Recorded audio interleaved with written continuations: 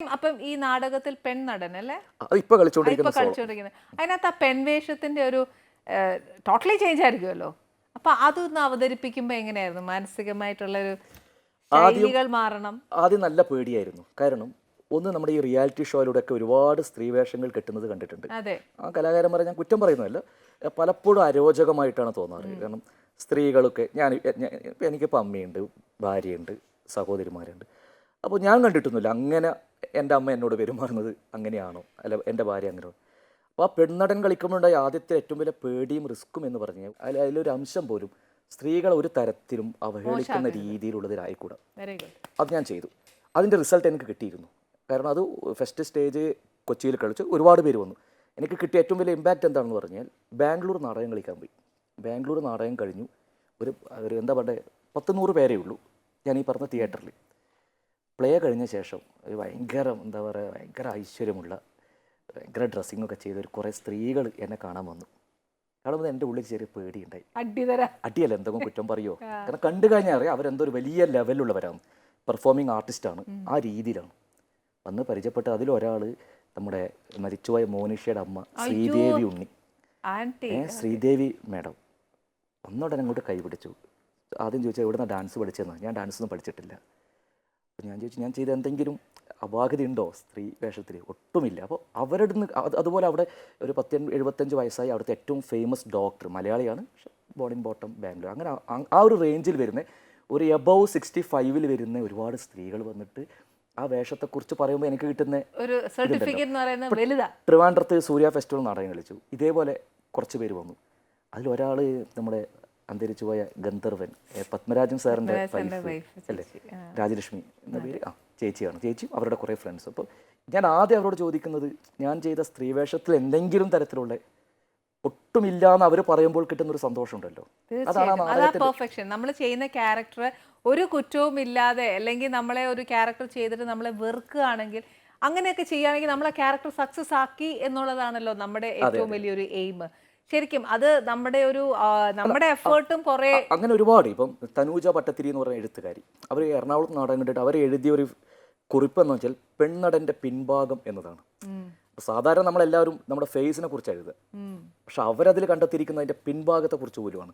കാരണം അതിൻ്റെ ഒരു ഡീറ്റെയിൽഡ് ആയിട്ട് ആ നാടകം അങ്ങനെ ഇപ്പോഴും അവതരിപ്പിക്കാൻ പറ്റുന്നു. അത് സ്ത്രീ പ്രേക്ഷകർ പ്രത്യേകിച്ച് ഈ ഗൾഫ് നാട്ടിലൊക്കെ പോയി കഴിഞ്ഞാൽ ഏറ്റവും കൂടുതൽ നാടകം കണ്ട്, കാരണം അത് ഈ പറയുന്ന പോലെ ഒരു മെസ്സേജ് തന്നെയാണ്. അതൊരു പഴയ ഒരു കലാകാരൻ്റെ ജീവിതമാണ് അവതരിപ്പിക്കുന്നതെങ്കിലും ഒച്ചിറ വേലിക്കുട്ടി എന്ന് പറയുന്ന മഹാനായ കലാകാരൻ്റെ ജീവിതമാണ് പെൺനടൻ, സ്ത്രീവേഷം കിട്ടിയ നടൻ്റെ. പക്ഷേ ഏതൊരു പ്രൊഫഷണൽ ഉള്ള ആളും ഒരു നിമിഷം തകർന്ന് അന്ധകാരത്തിലേക്ക് പോകാം, അല്ലെ? അത് പല രീതിയിലായിരിക്കാം. പക്ഷേ കലാകാരൻ എന്ന രീതിയിൽ അല്ലെ വ്യക്തി എന്ന രീതിയിൽ നമ്മൾ പാലിക്കപ്പെടാതെ പോകുന്ന നമ്മുടെ ജീവിതം നമ്മൾ തന്നെ സ്വയം കൈവിട്ട് കളയുന്ന ഒരുപാട് അവസരങ്ങളുണ്ടാകും.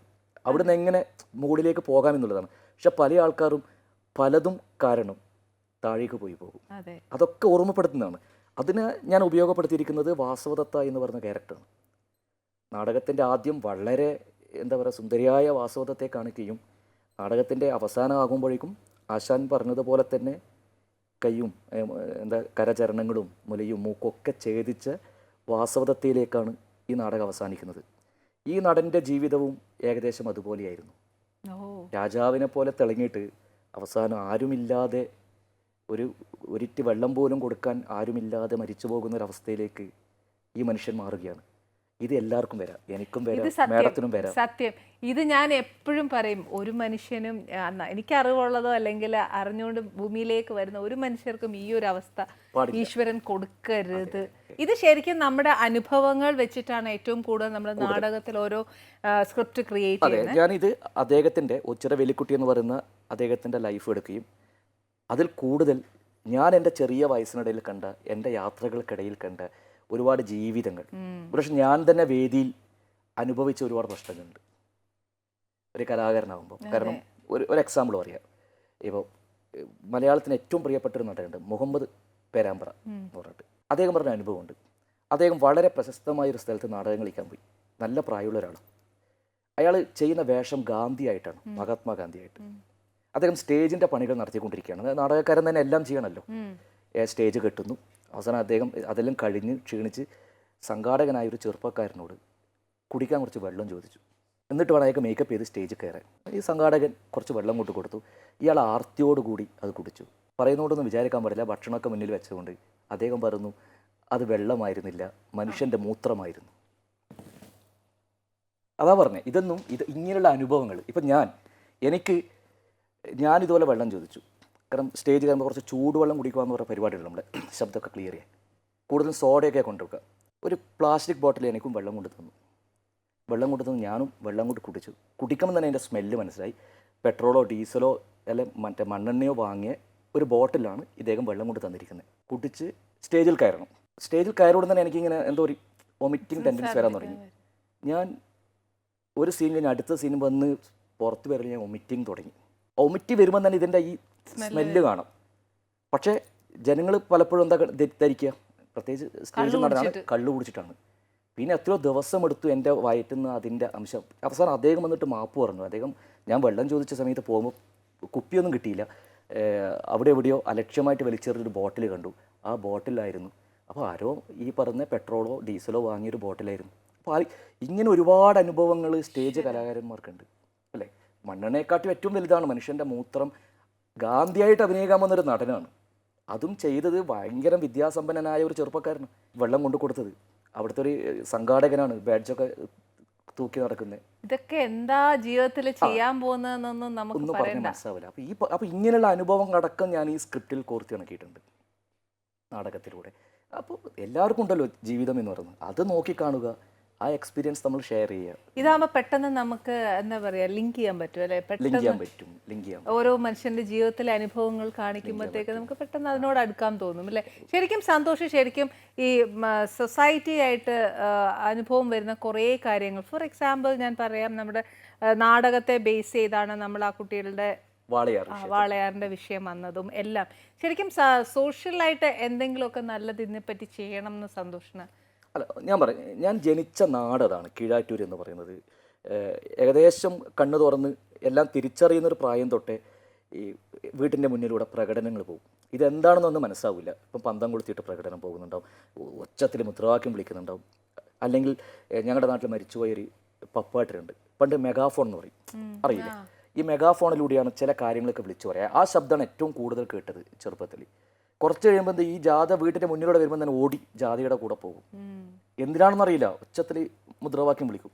പിന്നെയാണ് അത് ഇന്നതായിരിക്കാം വിഷയം. കാരണം ഇന്നല്ലേ കുറേ പ്രയാസങ്ങളില്ലാത്ത, അന്നൊക്കെ ഒരുപാട് പ്രയാസങ്ങളുണ്ടല്ലോ. റേഷനരി എന്ന് പറയുന്നത് പോലും അന്നത്തെ ജീവിതത്തിൽ കുടുംബത്തിൽ ഏറ്റവും പ്രിയപ്പെട്ടതാണ്. ഇന്ന് റേഷനരി വേണമെന്നില്ല, വളരെ കുറച്ച് പേര് മാത്രമേ അതൊക്കെ ഉപയോഗപ്പെടുത്തുന്നുള്ളൂ. ആ പറഞ്ഞ പോലെ ഒരു കുപ്പി മണ്ണെണ്ണ കിട്ടിയില്ലെങ്കിൽ വീട്ടിൽ ഒരുപക്ഷെ അന്ന് വിളക്ക് കത്തിക്കാൻ പറ്റില്ല. അപ്പോൾ അതിനു വേണ്ടിയൊക്കെ ആയിരിക്കും വേണമെങ്കിൽ ഒരു സമരം നടക്കുന്നുണ്ടാവില്ല, അല്ലെങ്കിൽ ഒരു താലൂക്ക് ഓഫീസ് പിക്കറ്റിങ്ങിന് പോകലി, ഇങ്ങനെയുള്ള കാര്യങ്ങൾക്ക് വേണ്ടിയായിരിക്കാം. പഠിക്കാൻ തുടങ്ങിയോടുകൂടി പിന്നെ ബസ് ചാർജ് വർധന, വിദ്യാർത്ഥികളുടെ ഇത് എന്ന് പറയാം. അപ്പോൾ അന്ന് തൊട്ട് തുടങ്ങിയതാണ് സോഷ്യലായിട്ടുള്ള ചില ഇടപെടലുകൾ. അത് തുടങ്ങി ഇപ്പോഴും ചില കാര്യങ്ങൾ വല്ലാതെ വേദന ഉണ്ടാക്കുമ്പോൾ എനിക്കറിയുന്നൊരു മാധ്യമം സ്ട്രീറ്റ് പ്ലേയും നാടകം കളിക്കുക എന്നുള്ളതാണ്. പിന്നെ ഇപ്പം കുറച്ച് സിനിമയിലൊക്കെ അഭിനയിച്ചുകൊണ്ട് തന്നെ കുറച്ച് ആൾക്കാർ എന്നെ തിരിച്ചറിയുന്നു. അപ്പോൾ ഞാൻ പറയുന്ന കാര്യങ്ങൾ കുറച്ചും കൂടി ആൾക്കാരിലേക്ക് എത്തും അതുകൊണ്ട് അതൊക്കെ ഈ മീഡിയ തന്ന വലിയൊരു സഹായമാണ്, അല്ല സിനിമ തന്ന വലിയൊരു സൗഭാഗ്യങ്ങളിൽ ഒന്നത്. അപ്പോൾ വാളയാർ വിഷയം, ഞാൻ അതിൻ്റെ തലേനാൾ കൊടുങ്ങല്ലൂർ ഒരു സിനിമയുടെ ഷൂട്ടിംഗ് ആയിരുന്നു. ഷൂട്ട് കഴിഞ്ഞ് തൃശ്ശൂരിൽ നിന്ന് ട്രെയിൻ കയറി 1:45 കണ്ണൂർ എത്തേണ്ടതാണ്, ദീർഘദൂര ട്രെയിന്. പക്ഷെ ഉറങ്ങിപ്പോയി. ഞാൻ എഴുന്നേറ്റത് മംഗലാപുരത്ത് വെച്ചാണ്. പിന്നെ എനിക്ക് റിട്ടേൺ ട്രെയിൻ 7 മണിക്കെങ്ങാനേ ഉള്ളൂ. ഇപ്പോൾ റെയിൽവേ രാവിലെ 4 മണി മുതൽ ഒരു 3 മണിക്കൂർ സമയം കളയാൻ വേണ്ടി നോക്കുമ്പോൾ പത്രം വായിക്കാൻ തുടങ്ങി. പത്രം വായിക്കും, ഈ വിഷയം വരികയാണ്. അതിലേക്കാളുപരി ഫേസ്ബുക്ക് തുറന്നപ്പോൾ 2 കുഞ്ഞുടുപ്പുകൾ തൂങ്ങിക്കിടക്കുന്ന ഒരു ടാഗ് ലൈൻ എല്ലാവർക്കും വന്നിരുന്നു. അപ്പോൾ ആ സമയത്ത് തീരുമാനിച്ചു ഒന്ന് പ്രതിഷേധിക്കണം. അപ്പോൾ അതിന് കിട്ടിയൊരു സ്ഥലം കണ്ണൂരായിരുന്നു. അപ്പോൾ കണ്ണൂരിൽ നിന്ന് അത് വെറുതെ ചെയ്താൽ പോരാ, ഇപ്പം വേണമെങ്കിൽ അതിൻ്റെ എന്താ പറയുക ഏതെങ്കിലും ഒരു ടൗണിൻ്റെ മൂലക്ക് പോയിട്ട് ചെയ്യാം. പക്ഷെ ഞാനത് അതിൻ്റെ ഒരു വേഷം എന്തായിരിക്കണം തീരുമാനിച്ചു. അപ്പോൾ ഒരു അമ്മയുടെ കണ്ണിലൂടെ, അമ്മയുടെ രോദനത്തിലൂടെ പറയുമ്പോൾ കുറേയും കൂടി ആൾക്കാരിലേക്ക് എത്തും. കാരണം അങ്ങനെ നാടകമൊക്കെ കളിക്കുമ്പോൾ തോന്നുന്ന ഏറ്റവും വലിയ ഇതെന്താ പറയുക, ഞാൻ കണ്ണൂർ റെയിൽവേ സ്റ്റേഷൻ തൊട്ട് കണ്ണൂർ പഴയ സ്റ്റാൻഡ് വരെ ഉന്തുവണ്ടി ഉന്തിക്കൊണ്ടാണ് ഞാൻ നാടകം കളിച്ചത്. പോകുന്ന വഴിയിലൊക്കെ ഒരുപാട് പേരുണ്ടായിരുന്നു, ഒരുപാട് കുട്ടികളുണ്ട്, വിദ്യാർത്ഥികളുണ്ട്, അമ്മമാരുണ്ട്, ജോലി കഴിഞ്ഞ് പോകുന്ന സഹോദരിമാരുണ്ട്. പല ആൾക്കാർക്കും ഇതെന്താണ് വിഷയം എന്ന് പോലും അറിയില്ല. അതാണ് നമ്മുടെ ഏറ്റവും നമ്മളിലേക്ക് തന്നെ ഒതുങ്ങുന്നു എന്ന് പറയുന്ന ഏറ്റവും വലിയൊരു വസ്തുതയുണ്ട്. പത്രങ്ങളിൽ വരുന്ന വാർത്ത പോലും നമ്മൾ വായിക്കാതെയായിരിക്കുന്നു.